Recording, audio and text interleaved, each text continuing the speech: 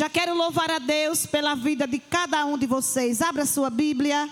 Evangelho do Senhor Jesus, segundo escreveu São Lucas. Uma palavra muito conhecida, mas o Senhor tem falado comigo por esses dias.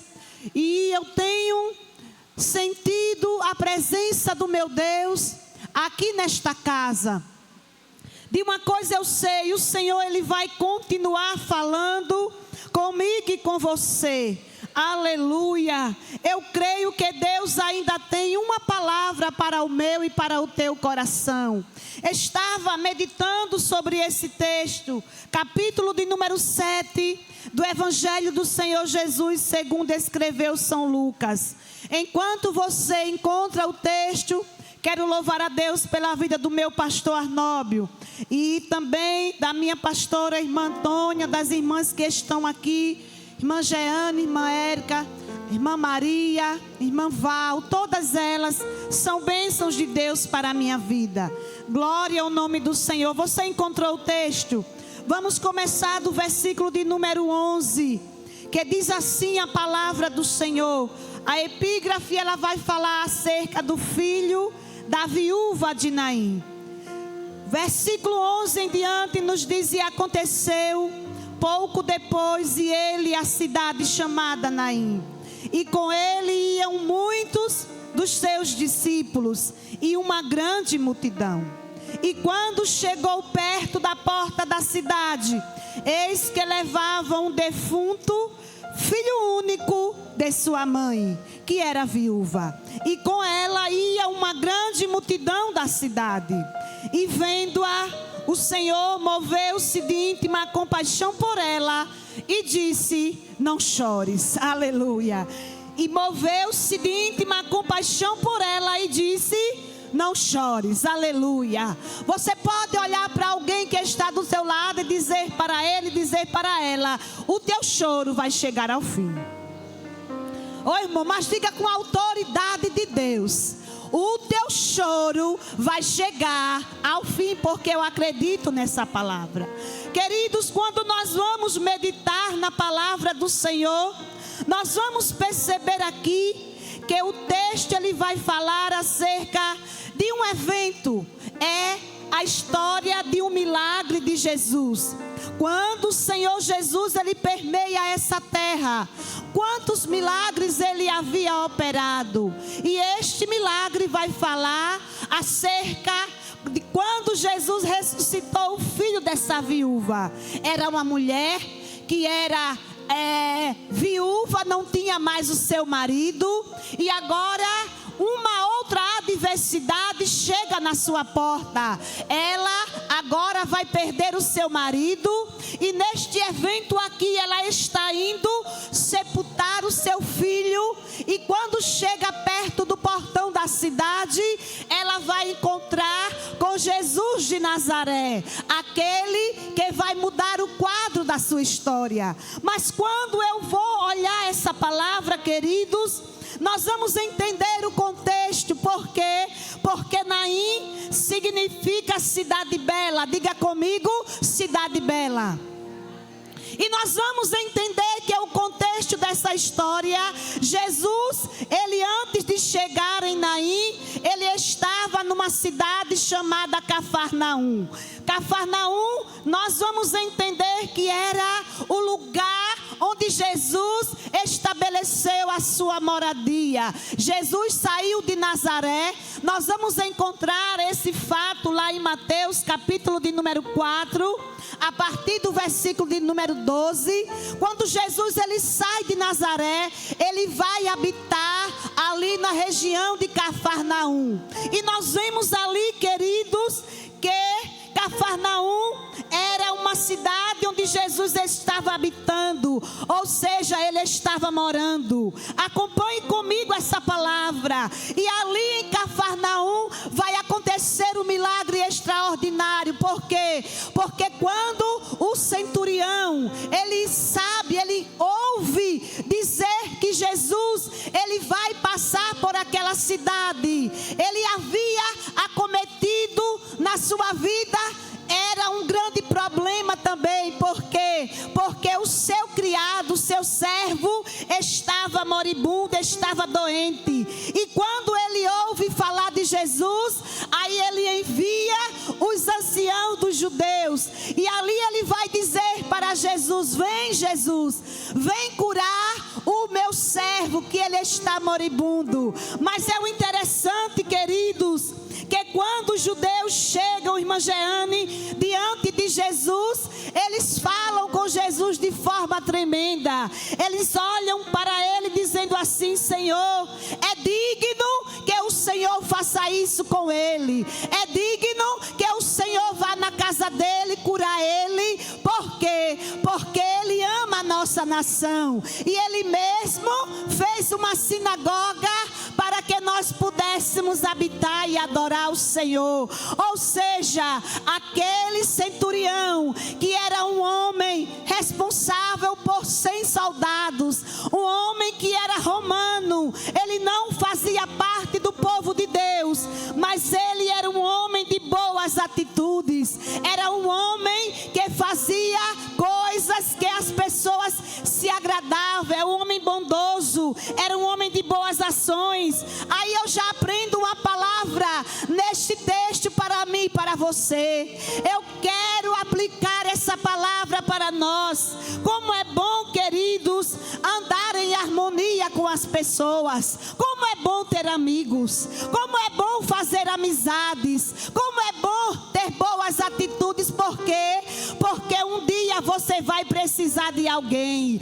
Hoje você faz algo bom e amanhã alguém vai fazer algo bom pela sua vida. Semeie, continue semeando, faça a sua parte, porque você pode precisar amanhã e alguém vai rogar por você, alguém vai falar no teu nome para alguém, alguém vai lembrar do teu nome, mas não vai lembrar de você como alguém que faz coisas ruins, não. Alguém vai lembrar do teu nome como alguém que faz boas coisas, que faz boas atitudes, oh glória. Como tem sido a tua trajetória? O que é que você tem semeado? Como você tem semeado? Então nesta tarde eu vim dizer para você: continua semeando, porque o Senhor vai trazer recompensa para a sua vida. Aquele centurião, ele ficou conhecido pelas suas boas obras. Aquele centurião, ele ficou conhecido como homem bondoso, apesar de ser romano, apesar de ser alguém que os judeus muitos odiavam, mas ele fez a diferença naquela geração, oh glória. Aí Jesus disse para eles: eu vou curar o servo do centurião. Mas chegando ali no caminho, aí o centurião vai enviar os amigos, oh glória. Mais uma vez, o centurião vai nos ensinar acerca de boas relações com os nossos irmãos, oh glória. Como está a tua relação com o teu irmão? Como está a tua comunicação com os teus irmãos? Como está o teu convívio com os teus companheiros? Aleluia. No caminho, o centurião, irmã Jeane, ele vai dizer: olha, vai avisar para Jesus que ele não precisa vir na minha casa. Por quê? Porque eu sei que eu não sou digno de receber a Jesus na minha casa. Por quê, centurião? Porque eu também sou um homem poderoso, eu também sou um homem de autoridade, e eu digo a um soldado: vem, e ele vem. Eu digo ao outro soldado: vai, e ele vai. E eu digo para o outro: faça isso, e ele faz. Agora eu tenho uma coisa: só basta uma palavra do Senhor que o meu criado vai sarar. Nessa tarde eu vim profetizar para a tua vida. Só basta uma palavra, oh glória. Eu vou dizer de novo para quem acredita na palavra do Senhor. Sabe por quê? Porque quando Jesus quer operar, não precisa de muita coisa, não precisa rodear, não. O centurião acreditava que só basta uma palavra proferida pela parte do Senhor Jesus, que é suficiente para o milagre acredita nessa tarde? Ele vai dar uma palavra para o teu coração. Aquele centurião, ele acredita que não precisa Jesus chegar na sua casa. E ali ele acredita, ele tem fé, como já foi pregado aqui. Ele acredita que não é digno de que Jesus entre debaixo do seu telhado, mas ele acredita que o Senhor Jesus tinha autoridade para resolver o seu problema. Você crê nessa tarde que Jesus, ele é poderoso para resolver o teu problema? Que ele é... Você tem a fé suficiente deste centurião para acreditar que o Senhor Jesus, ele não precisa ir, não. Ele só precisa liberar uma palavra. E ele está liberando uma palavra ao respeito de alguém nessa tarde. Ele está dizendo: eu não preciso ir, eu vou liberar o extraordinário para acontecer na tua vida. Eita, eu sinto Deus aqui. Só basta uma palavra. E o interessante é que aqueles homens, eles voltaram para casa. Irmão Rodrigo, eles não esperaram por Jesus. Eles imediatamente foram embora. Oh glória. Eles foram para casa acreditando no milagre. E a Bíblia vai dizer que quando aqueles homens chegam em casa, o servo do centurião estava curado. Sabe o que eu aprendo nessa palavra? Quando Jesus fala, ele se responsabiliza. Quando Jesus, ele libera uma palavra na vida de alguém, ele se responsabiliza. E se ele neste dia, ele resolveu liberar algo para a tua casa, acredita e toma posse. Se ele resolveu liberar algo na vida de alguém dentro da tua casa, arrebenta tudo, mas ele vai fazer. Pode passar o céu, pode passar a terra, mas aquilo que ele liberou para a tua vida, ele vai se cumprir. Chegando ali naquele lugar, a Bíblia vai nos dizer que o servo estava curado. Aí Jesus decide sair da Cafarnaum, porque a Bíblia vai nos dizer no capítulo 7, o versículo 11, que aconteceu pouco depois. Jesus, ele resolve ir à cidade chamada Naim, ou seja, foi uma ação do próprio Senhor sair para a cidade de Naim. Por quê? Porque ele tinha algo a realizar naquela cidade. Oh irmã, ela não precisou ninguém chamar, não precisou ninguém convidar, não precisou mandar recado, como havia acontecido com o centurião de Cafarnaum. Ninguém pediu, ninguém rogou, ninguém mandou mensagem, ninguém mandou dizer nada, mas foi uma ação do próprio Jesus e a cidade de Naim, ou seja, é uma vontade dele fazer algo extraordinário naquela cidade. Ei, era a vontade do próprio Jesus passar lá em Naim. Por quê? Porque ele sabia que algo havia de acontecer naquela cidade. Tem coisa na minha, na sua vida, que você não vai precisar nem pedir. Tem coisas na minha e na tua vida que você não vai precisar nem rogar. Tem coisa que acontece na minha e na tua história que não vai precisar não rogar nem orar. Sabe por quê? Porque você já tem crédito no céu. Você já tem uma história com Deus, oh glória. Você já tem história com Deus. E Deus está vendo o teu sacrifício. Ele está vendo a tua vida diante do altar. Por quê? Porque tem coisa que Jesus, ele vai fazer que tu não vai nem pedir. Por quê? Porque o projeto já foi arquitetado no céu para que seja realizado na terra. Oh Deus, Deus está falando, o projeto já foi arquitetado no céu. Eita, eu sinto Deus aqui neste lugar. Foi uma atitude do Senhor realizar alguma coisa. Aonde? Na cidade chamada Naim. Por quê? Porque naquele lugar alguém estava clamando, alguém estava chorando, alguém estava precisando de um milagre, alguém estava necessitado de um milagre, alguém estava aflito, alguém estava em aflição. E quem era? A história vai nos contar, queridos, que era uma mulher, uma viúva. Eita, aquela viúva, ela já havia perdido seu marido. Ô irmão, para você entender essa palavra, você vai perceber uma coisa. Sabe o que é uma pessoa naquele contexto? Ser uma viúva. As viúvas naquela época, elas não tinham salário. As viúvas naquela época não tinham pensão. As viúvas naquela época, ela não tinha do que viver e nem sobreviver. Por quê? Porque naquele contexto, as viúvas estariam desprezadas, desamparadas. Elas não tinham como sobreviver. A única esperança que uma viúva tinha era se ela tivesse um filho, se ela tivesse uma família, para que pudesse ajudar a sobreviver. Era a única esperança. Mas a Bíblia vai nos dizer que esta mulher aqui desse texto, ela não tinha mais esperança. Por quê?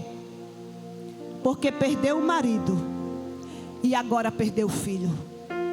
Jaqueline não era fácil. Perdeu o marido e agora havia perdido o filho.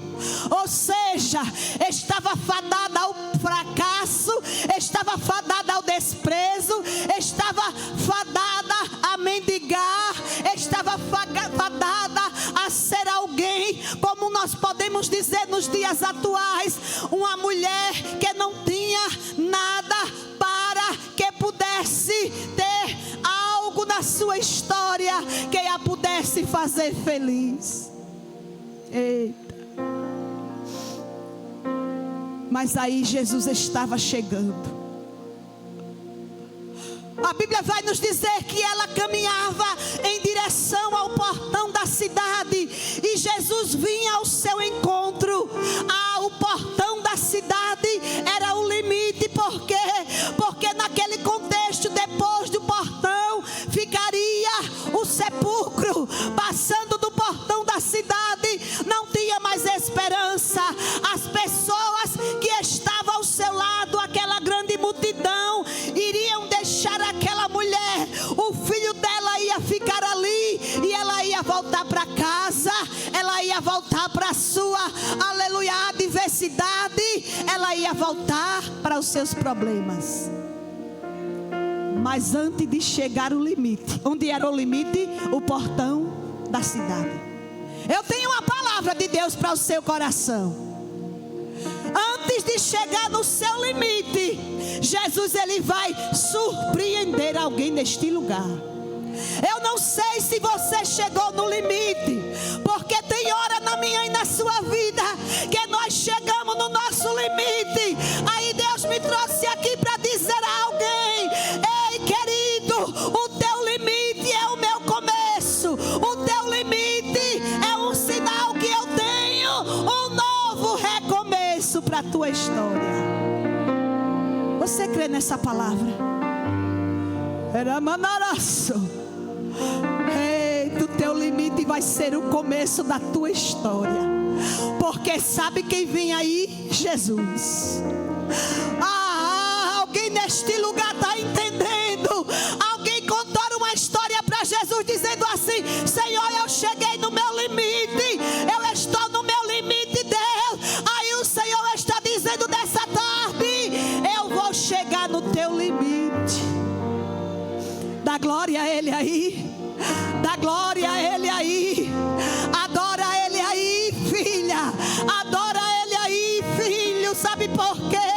Porque o limite dele, aleluia, é a oportunidade que Ele vai abrir nessa história para te abençoar. Eita, eu sinto graça de Deus.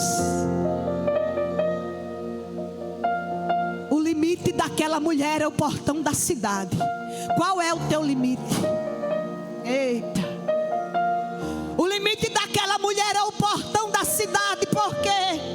Porque depois daquele portão, ela voltaria a chorar, ela voltaria a se lamentar, ela voltaria para a sua depressão, ela voltaria para a sua fadiga, ela voltaria para a sua tristeza. Mas aí Jesus, ele vai dar um basta naquela situação. Eita. Eu tenho palavra de Deus para você. Tem basta de Deus. Oh, querido, a multidão era grande. As pessoas choravam. Por quê? Porque naquele tempo pessoas eram pagas para chorar. As carpideiras estavam ali trabalhando para chorar. Era muita gente chorando, era muita gente lamentando. Aquela mulher mesmo tinha motivo para chorar. Mas aí Jesus, ele bate o olhar naquela mulher. Eita. Aí o texto vai nos dizer assim, olha, que Jesus viu aquela mulher. Jesus está te vendo. E Jesus nos vê. Em meio à multidão que estava ao lado daquela mulher, o texto, ele vai nos dizer que Jesus, ele para o seu olhar nela. Oh glória. Em meio àquelas pessoas chorando e de um lado para o outro caminhando, aí Jesus, ele vai parar. E a tradição dizia: se você não puder acompanhar o cortejo, você não podia atrapalhar o cortejo. Se você não pudesse acompanhar as pessoas e o funeral, você deveria respeitar o funeral. Mas aí Jesus, ele vai olhar e ele vai parar o seu olhar naquela mulher. Oh glória. Ele vai parar o olhar dele nela. A multidão era grande, as pessoas estavam ali, mas estava acontecendo algo extraordinário. O que era? Jesus tinha um trabalhar particular com aquela mulher. Eita, eu estou sentindo graça de Deus para dizer para alguém: Jesus marcou um particular com a tua vida. Jesus marcou um particular com a tua história. Eita, em meio à multidão, Jesus vai trabalhar com ela.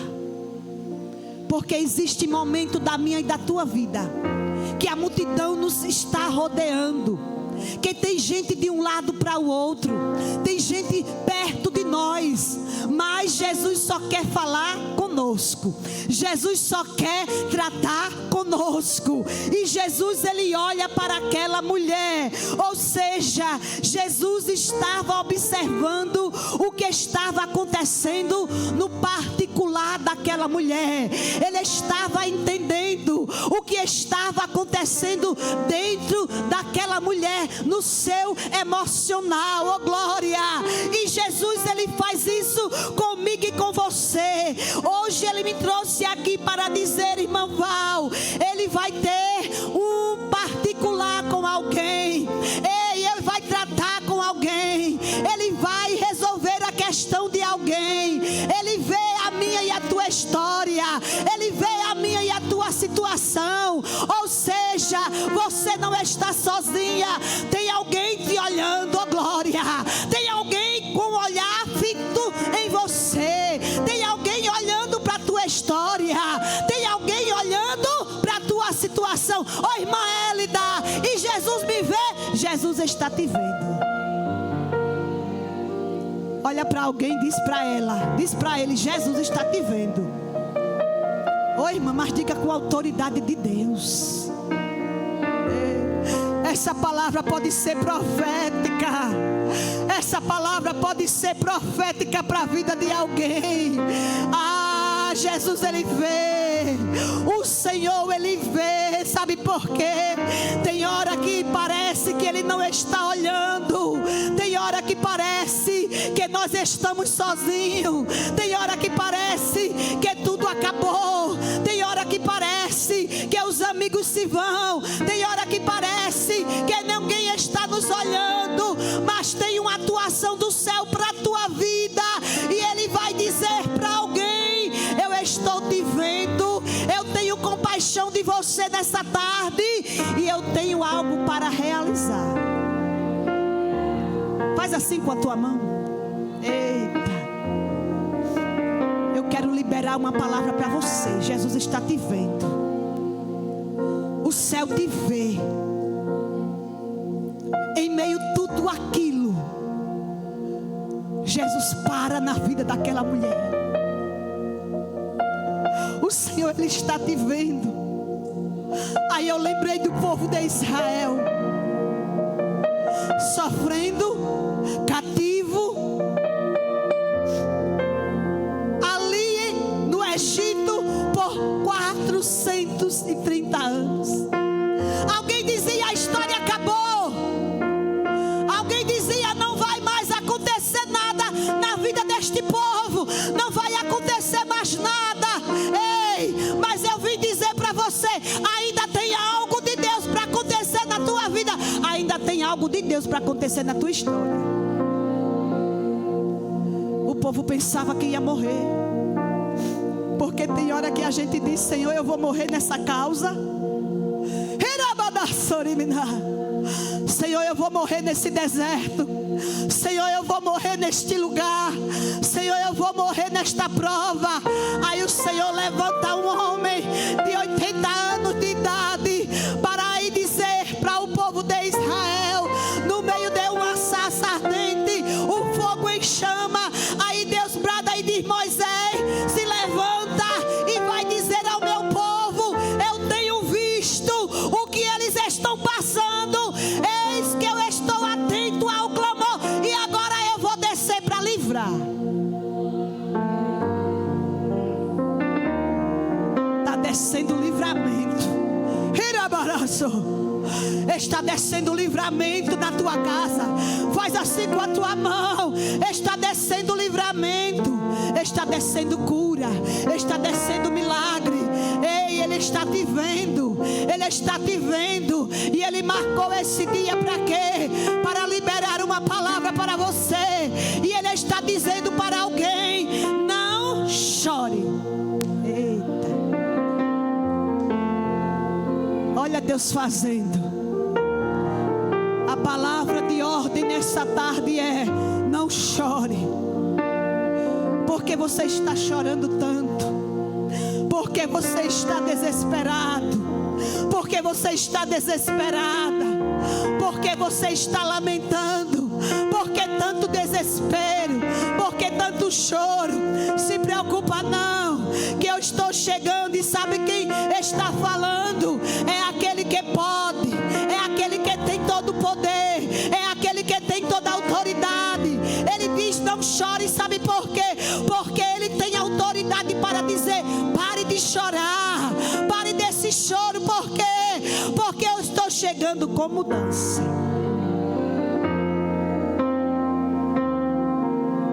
Jesus para naquela mulher. Ele olha para ela e Ele se comove de íntima compaixão por ela. E Ele vai dizer a ela: não chore. Alguém poderia dizer assim: mas como? Como é que alguém para um cortejo no meio do caminho para dizer para uma mãe que pare de chorar? Ei, é porque alguém não entende. Aquele que está ordenando, Ele tem poder e autoridade. Ele vai olhar para aquela mulher e vai dizer: não chore, não chore. Aí Ele vai se dirigir para quem? Para aqueles que estão levando o esquife. E Ele toca no esquife. Oi, irmão. Tocar no esquife era proibido para qualquer judeu naquela época.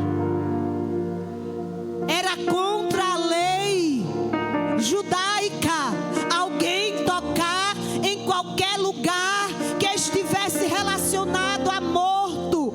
Não podia de forma alguma.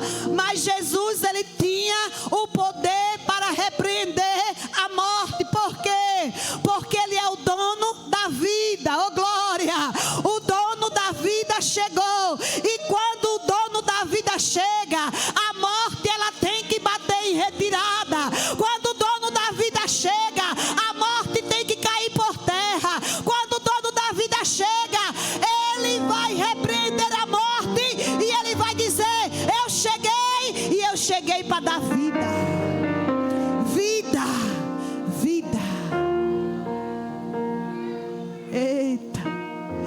Aí ele vai parar o esquife.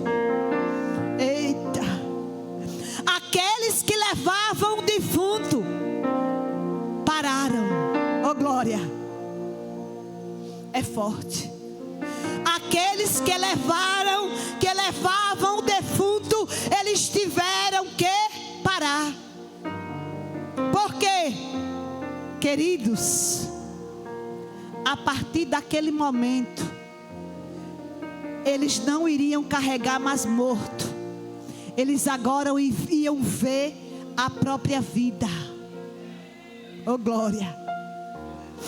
Eita, como Deus é forte nesta tarde. Se prepara para ter mudança. Mudança de cenário. Eu vou profetizar para a tua vida. Levanta a mão assim. Alguém carregava morto. Alguém carregava morte. Alguém carregava defunto. Oh glória. Eu não sei se você até hoje carregou nas costas um fardo pesado. Um fardo que representava morte. A tristeza. Mas a partir de hoje, Jesus está chegando e Ele está determinando. Ele vai deixar o teu fardo leve. Eita, essa palavra é profética para a vida de alguém. O peso vai sair. Eita, que coisa tremenda. Jesus está dizendo, vai ficar leve. Eita, não sei para quem é. Alguém carregava o peso do defunto, mas agora não ia carregar mais, porque aquele esquife só seria até aquele dia. Oh glória. Tu crê? Eita. Jesus vai dar uma ordem, e a ordem que Ele dá é para aquele jovem que está ali. Mas é interessante, queridos, em que eu aprendo nesse texto algo muito especial.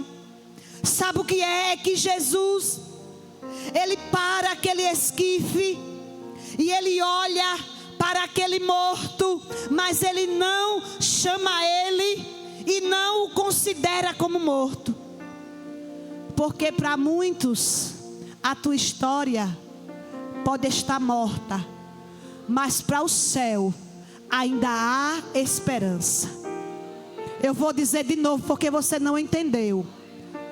Para Lucas, quando ele escreveu esse texto, ele falou que aqueles homens carregavam um defunto. Mas quando Jesus se direciona para ele, ele vai dizer assim: jovem, diga comigo, jovem, eu te digo, levanta-te.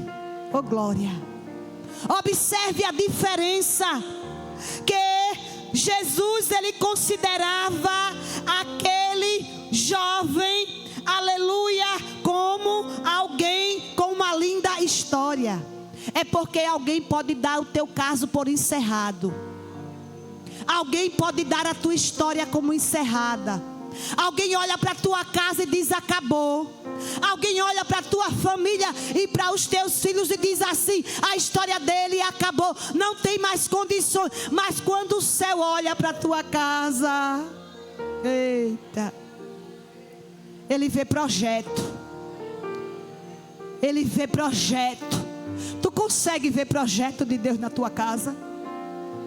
Fecha os olhos aí onde você está.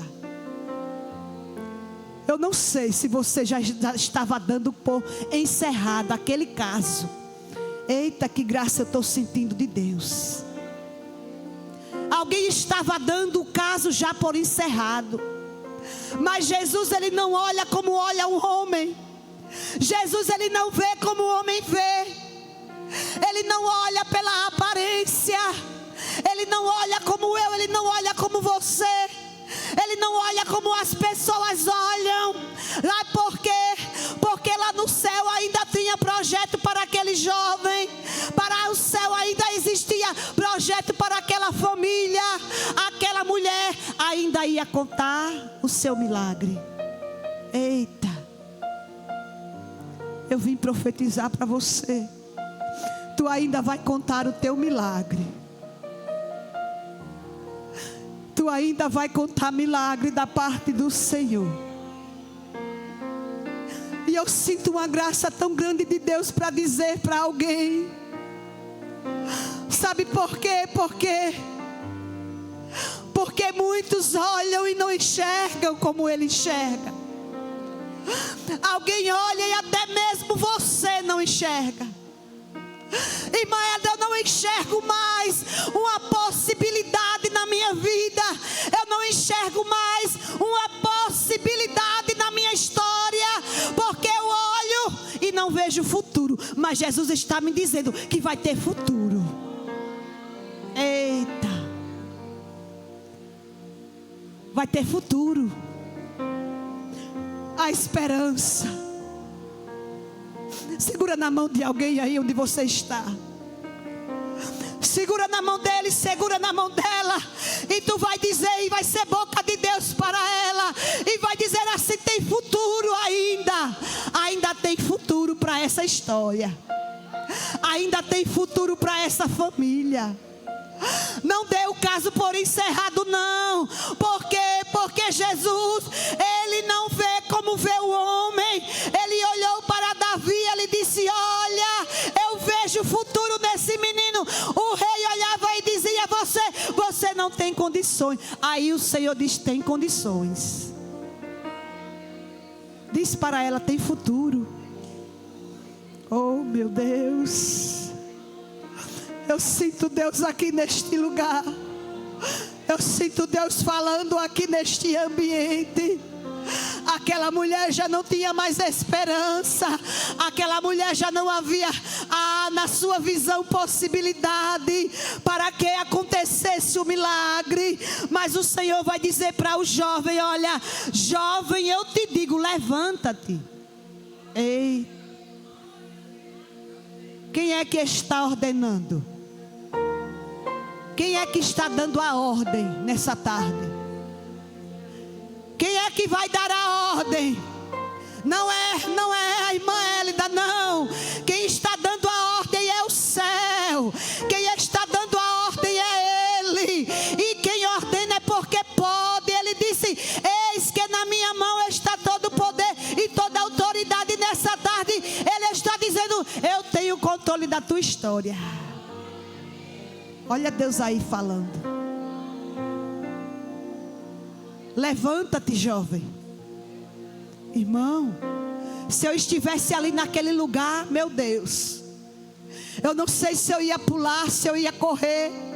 Tu se imagina naquele ambiente, o ambiente de milagre, onde um jovem estava numa maca e de repente ele se levanta. A Bíblia vai dizer aqui que é quando Jesus, ele olha para aquele jovem, ele ordena e o defunto se assenta e começa a falar. Oh, glória.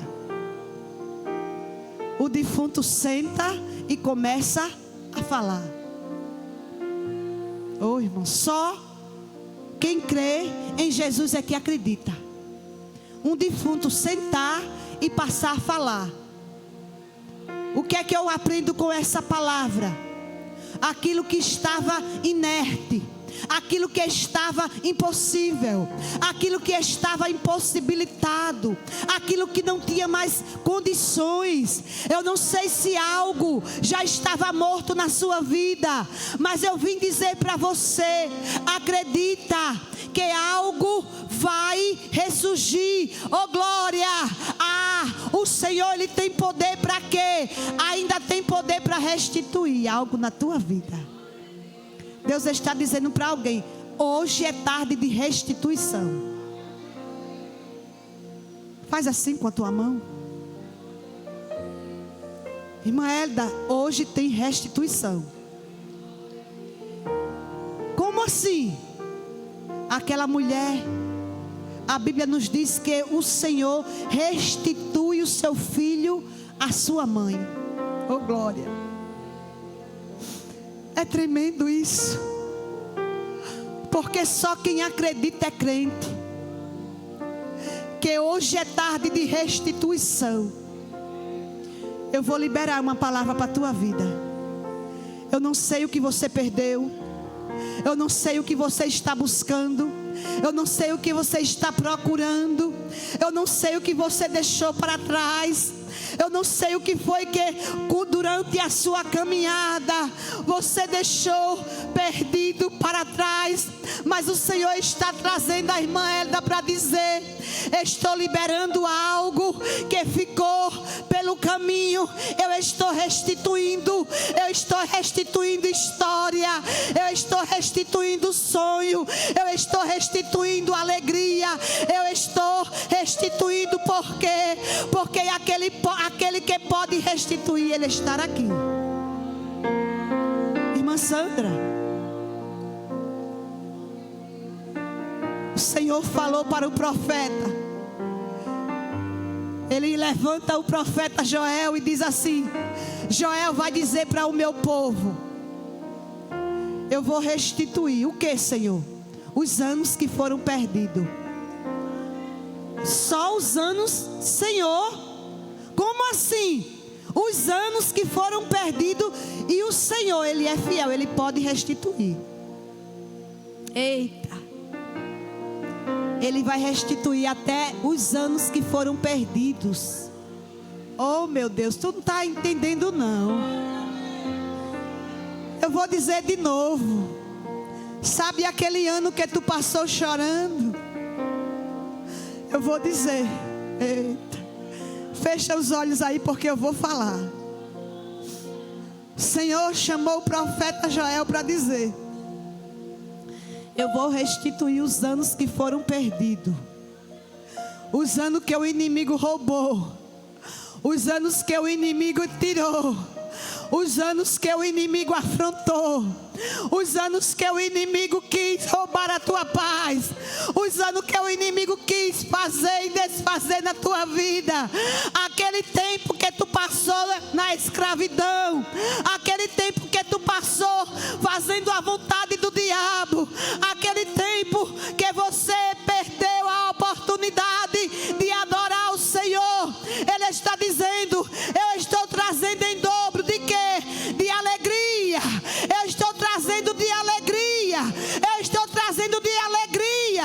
Eu estou trazendo a restituição para dentro do teu lar. Se tu acredita, levanta essa mão para o alto e começa a adorar. Fica de pé, igreja. Tarde de restituição. Eita. Irmã Jeane, que palavra. Tarde de restituição. Tu não está vendo nada, mas vai ter milagre. Eu vou dizer de novo: tu não está vendo nada, mas vai ter milagre. Se prepara para ter nas tuas mãos aquilo que tu perdeu. Oh, se prepara para ter nas tuas mãos aquilo que tu perdeu, porque Jesus pegou na mão do homem, Ele pegou na mão do jovem, e eu acredito que Ele olhou para ela e disse assim: olha aqui. Ele pegou naquela mão do jovem e disse: toma de volta o que é teu. Oh glória. Eu vou dizer de novo: toma de volta o que é teu. Eu vou dizer mais uma vez: toma de volta o que é teu. Oh irmã, eu pedi a minha paz. Recebe paz. Eu perdi a minha alegria. Recebe alegria. Eu perdi a minha família. Recebe a família de volta. Eu perdi o casamento. Recebe o teu casamento de volta. Eu recebi. Ei, nessa tarde eu estou recebendo também.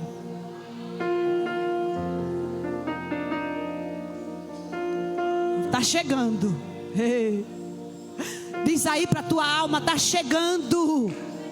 Está chegando a novidade de Deus para a minha história. Está chegando. Oh meu Deus, Deus está falando. Eita. Está chegando algo novo. Oh irmã, eu sei que essa palavra ela tem endereço certo, porque eu sou profeta do Senhor. Eita. Eu sou profeta de Deus. Vem aqui, filha. A irmã de rosa. Venha. Venha à frente. Eita. Jesus está bradando na casa. E quando Jesus brada no meu coração, eu tenho que fazer. Eu não consigo ficar sem fazer aquilo que Jesus manda. Eita, irmã Maria. Faz assim. Eita. Recebe aí, viu? Eita. Irmã Vonesa, vem aqui na frente, filha. Fica aqui perto dela. Eita. Jesus está bradando. Você vai ter de volta. Marca o dia. Marca a hora. Essa tarde o Senhor me trouxe aqui para dizer: é tarde de restituição. Eu não sei o que você perdeu. Eu não sei como foi o seu ano de 2025. Mas o Senhor está escrevendo uma nova história. Se prepara para 2026 ser o ano da tua novidade. Ô irmão, quando Deus ele manda falar uma palavra, não é em vão. E eu sei que tem mais alguém aqui neste lugar. Eita, Jeane. Quantos sonhos perdidos. Quantos sonhos que ficaram para trás. Quantos sonhos que alguém já não dá mais como esperança. Vem aqui, irmã, chega. Ela, aquela. É você. Vem a senhora. Eita, Deus grande. Eita. Eita. Você precisa de uma restituição de Deus em uma área da sua vida? Você precisa, faça assim com a mão. Se você precisa de algo que o inimigo ele tentou roubar, vem à frente que eu quero orar por você.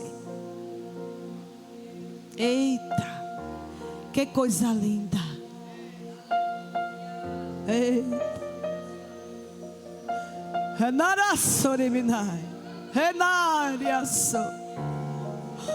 Olha como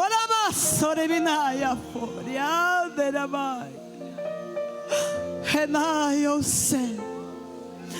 Oh, irmã, a gente luta tanto, não é para a palavra, para que a palavra não seja proferida de vontade própria. A gente guerreia tanto porque a gente não quer falar aquilo que vem do nosso ego. A gente só quer falar aquilo que Deus manda. Aí a gente fica guerreando. Mas o Espírito Santo, ele me disse: ei filha, eu quero trazer algo de volta em alguma área da vida de alguém naquele círculo de oração. Tu não sabe o que estará acontecendo, mas eu sondo o pensamento, eu sondo os corações, e eu estou dizendo: ei querido, eu vou chegar no teu limite.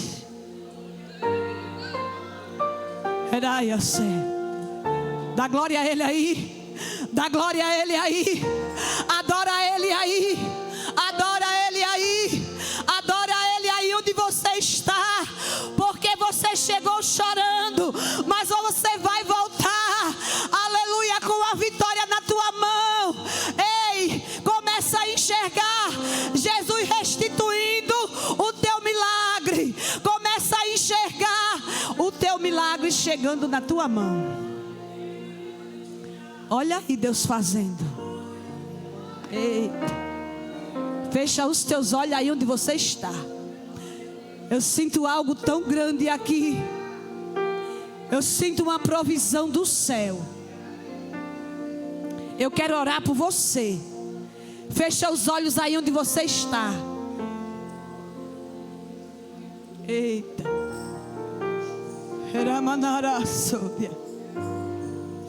Eu quero convidar essa irmã. Vem aqui, essa. Vem cá, filha. Essa. Eita. Fica aqui, irmã. Fica aqui com ela. Eita. Fecha os teus olhos, filha. Eu quero liberar uma palavra de Deus para o teu coração. Eita. Foi desfeito. Foi desfeito.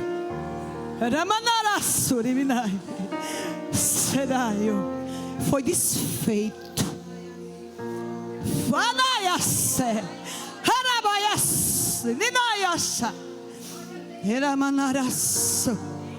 Foi desfeito. Foi desfeito. O laço quebrou.